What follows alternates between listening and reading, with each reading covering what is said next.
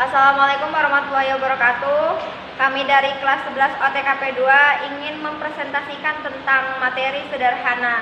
Nama saya Dewi Astuti.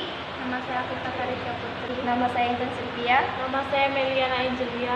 Oke, yang pertama ada pengertian. Pengertian itu akan disampaikan oleh teman saya yang bernama Meli. Pengertian pola hidup sederhana. Pola hidup sederhana terdiri atas dua pengertian pokok, yaitu pola hidup dan sederhana. Pola hidup adalah cara kita berperilaku sehari-hari sejak bangun tidur hingga tidur lagi. Misalnya tidur, makan, mandi, berolahraga, dan belajar. Pola hidup dapat disamakan dengan kebiasaan. Bila kita memiliki kebiasaan buruk, berarti kita juga memiliki pola hidup yang buruk, begitupun sebaliknya. Sederhana adalah kebiasaan seseorang untuk berperilaku sesuai kebutuhan dan kemampuannya. Sederhana dapat pula berarti tidak berlebih-lebihan atau tidak mengandung unsur kemewahan. Jadi sederhana lebih ditekankan pada unsur kebutuhan dan kemampuan materi atau keuangan.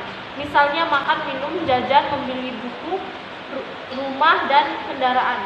Jadi pola hidup sederhana adalah kebiasaan atau perilaku sehari-hari yang dilakukan sesuai kebutuhan dan kemampuan serta tidak berlebih-lebihan. Oke, selanjutnya ada ciri-ciri pola hidup sederhana yang akan dibacakan oleh Intan. Ciri-ciri pola hidup sederhana. Hidup sederhana bukan berarti miskin atau hidup kikir. Hidup sederhana adalah hidup yang sesuai kebutuhan, tidak berlebihan. Misalnya seseorang pengusaha yang sehari-harinya selalu berpergian jauh tentu membutuhkan kendaraan berupa mobil atau sering naik pesawat. Bila pegawai tersebut tetap membeli mobil karena dia mampu, pegawai tersebut sudah berperilaku berlebihan atau tidak sederhana karena dia melakukan sesuatu yang tidak sesuai kebutuhan.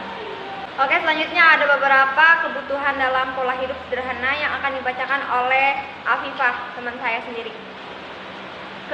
Pertama, kebutuhan primer. Kebutuhan primer adalah kebutuhan yang benar-benar atau sangat dibutuhkan orang dan sifatnya wajib untuk dipenuhi.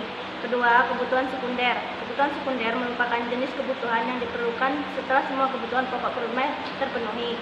Ketiga, kebutuhan tersier, yaitu kebutuhan manusia yang sifatnya mewah, tidak sederhana, dan berlebihan yang timbul setelah terpenuhnya kebutuhan primer dan kebutuhan sekunder.